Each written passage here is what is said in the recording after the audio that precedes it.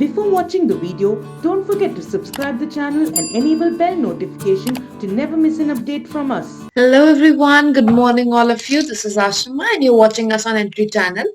Now in this video we're going to talk about daily current affairs, that is daily news events that occur, and we're going to talk to them in the order of the importance. So basically what we're going to do in this video is we're going to discuss the news events according to the importance, that being that all those which have multiple facts to be remembered, those are going to be in the descriptive format, while those which are important from only one-liner point of view, that is you only need to remember certain part of the information, that comes in the one-liner segment.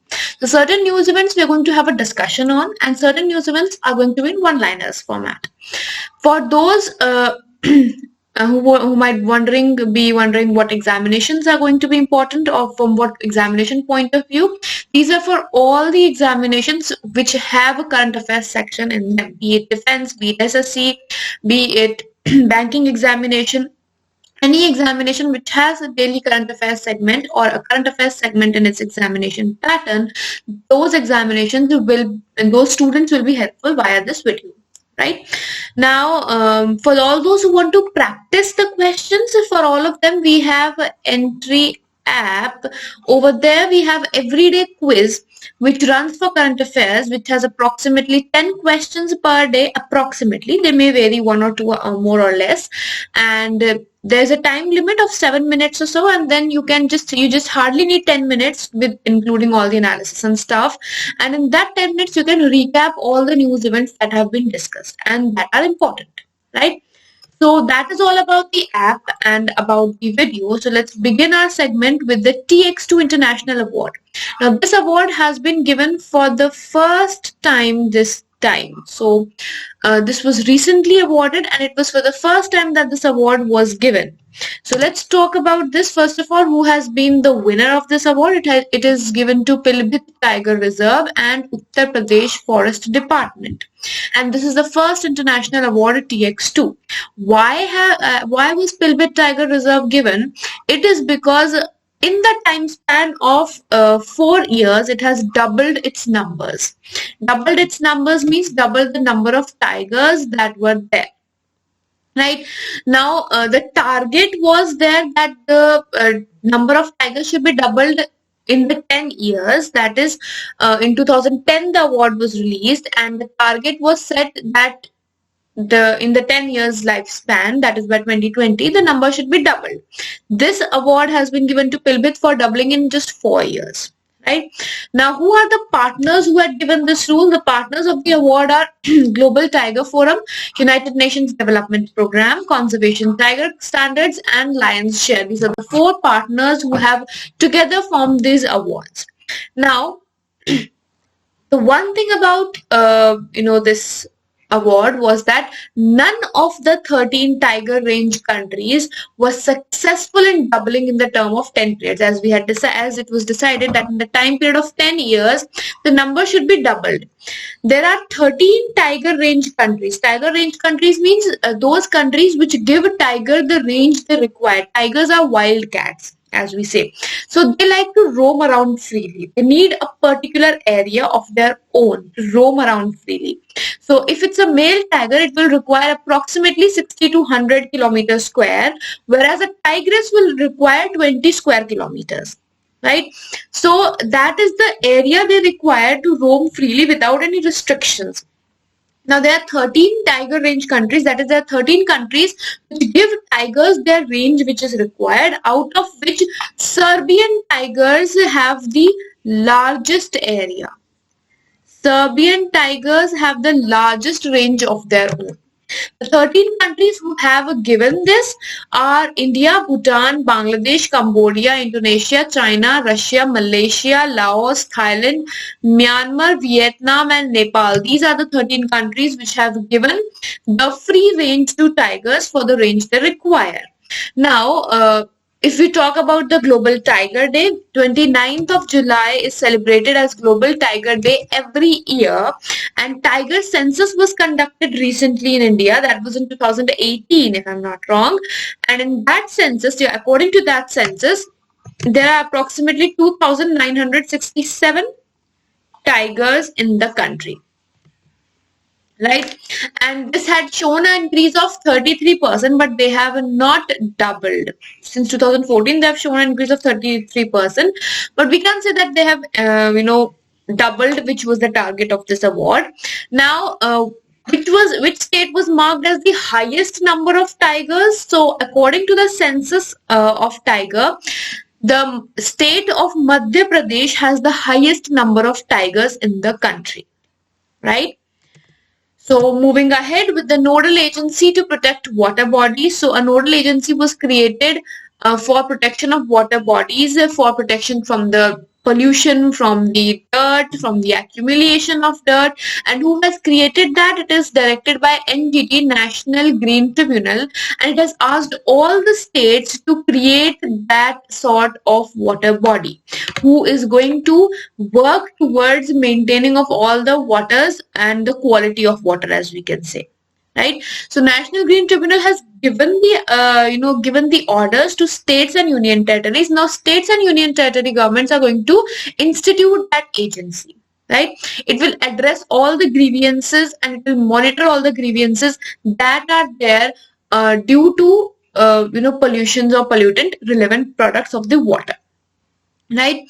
Now NGT has asked that there needs to be a monitoring of 351 polluted river stretches. River stretches means out of the whole route of river, there are certain parts of river that are more polluted or that show the parts of pollution in a more ratio, or where the deposition of waste and water is more. So that 351 stretches have been identified, and those 351 stretches are the major focus of the tribunal as well as the agency which is going to be formed, right? How many total rivers are there? The rivers are 323. So total, according to 2018, there are 323 rivers, out of which 351 stretches are there on those 323 rivers which have a pollution or identify with pollution, right? Now, which are the three states where maximum number of stretches are located? So these stretches are in Gujarat, Assam and Maharashtra. As of now, these are the three states where these river stretches are there. River stretches of UP and Bihar are comparatively less polluted than Assam, Gujarat and Maharashtra. If we talk about Ganga, Ganga is under priority 4 of the rivers. That is, that Ganga is dirty. There are various missions that are going on, but as in the listing of priority required or the attention required, it is in category 4. Right? Now, how is it identified which river is in which category, or which river is facing more issue? That is because of biological oxygen demand, BOD. Biological oxygen demand increases, which means that amount of oxygen is being consumed very fast, that more oxygen is needed. So biological oxygen demand increases when pollution increases. As the pollution will increase, the BOD will also increase. That identifies with the fact that pollution is increasing, right? Now, what is the ideal BOD? Ideal BOD, that is how much biological oxygen demand should be there for a healthy, or you can say a consumable water, that is 5 milligram per liter. 5 milligram per liter. And Ganges or Ganga river has approximately ranging from 3.5 to 8.8, right? Next, Technical Committee of Jal Jeevan Mission. Technical Committee of Jal Jeevan Mission has recently submitted the report, and it has given 5 technologies, or it has identified 5 technologies which are going to basically enhance the position of the mission, right?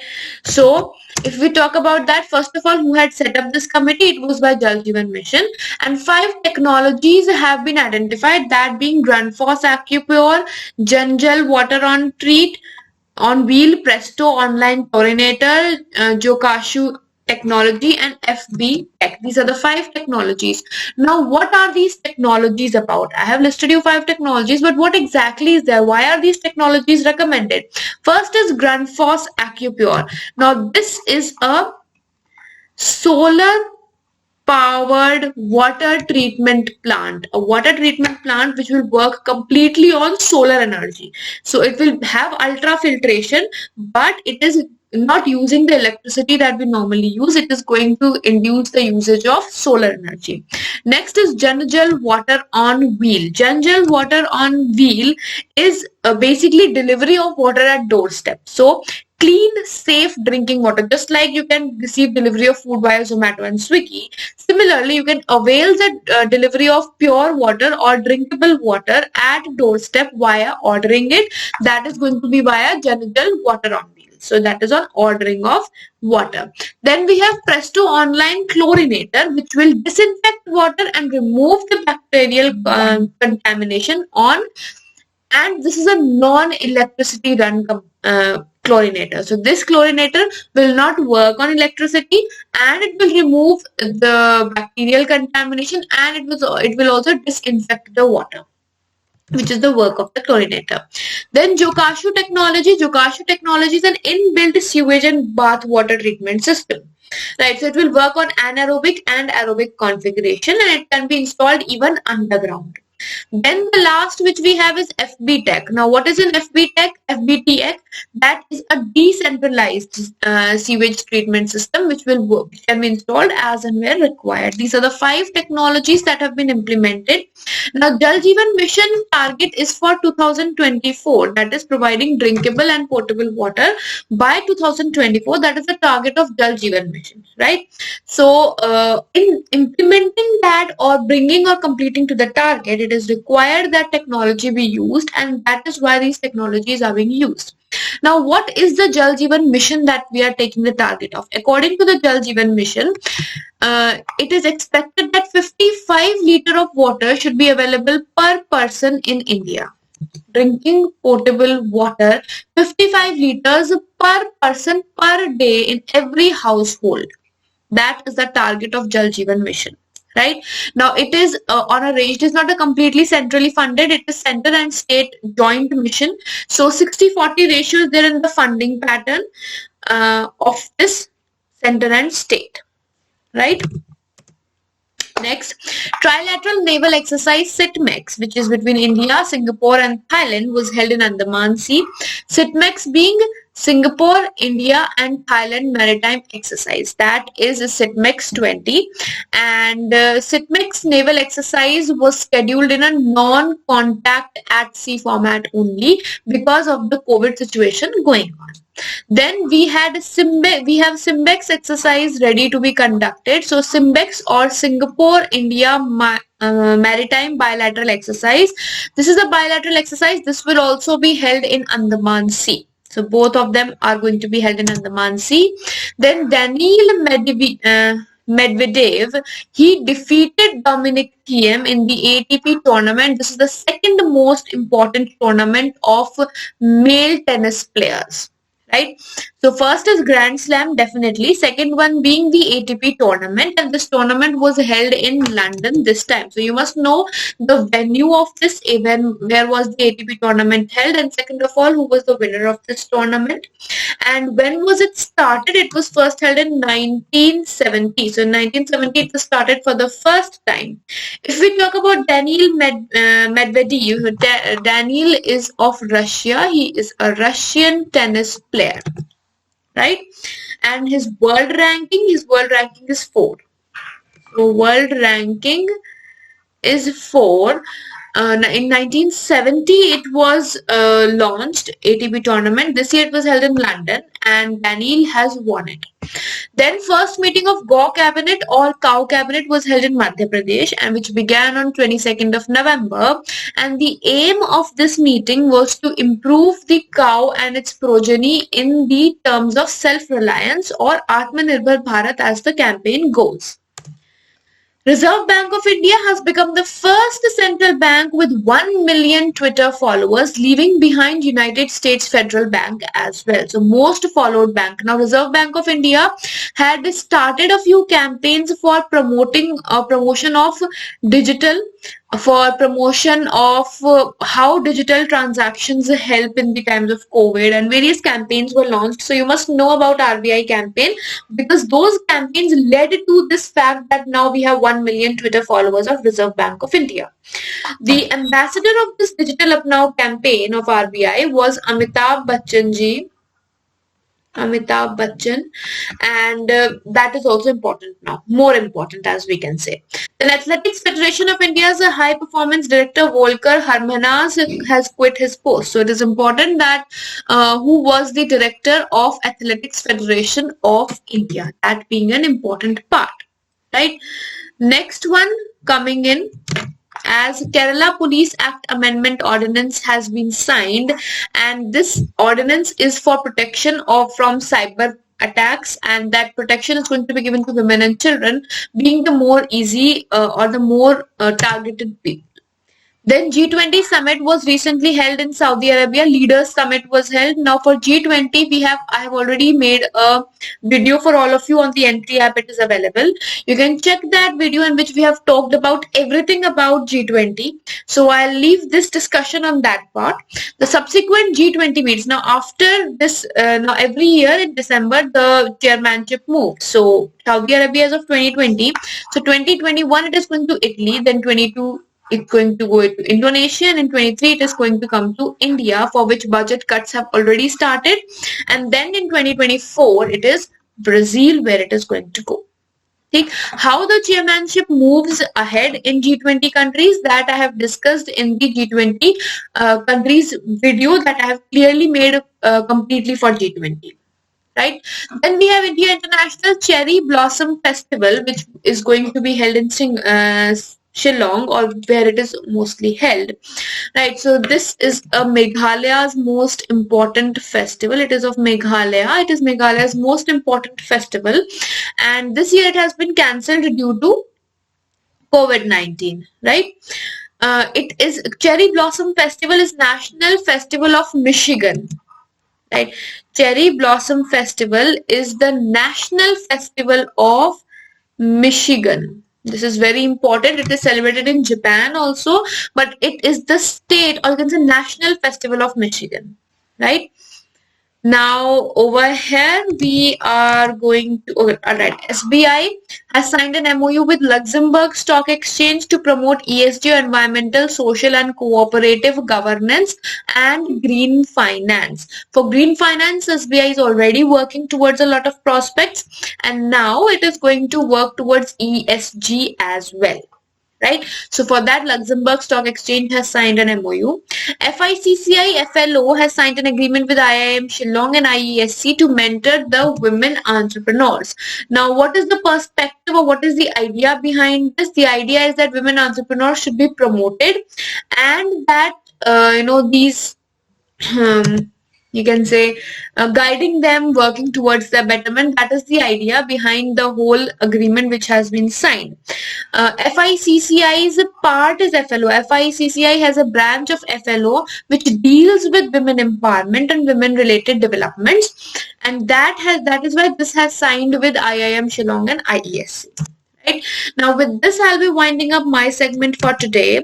Thank you so much for being with us, and I hope this video has been helpful to all of you in enhancing certain pointers.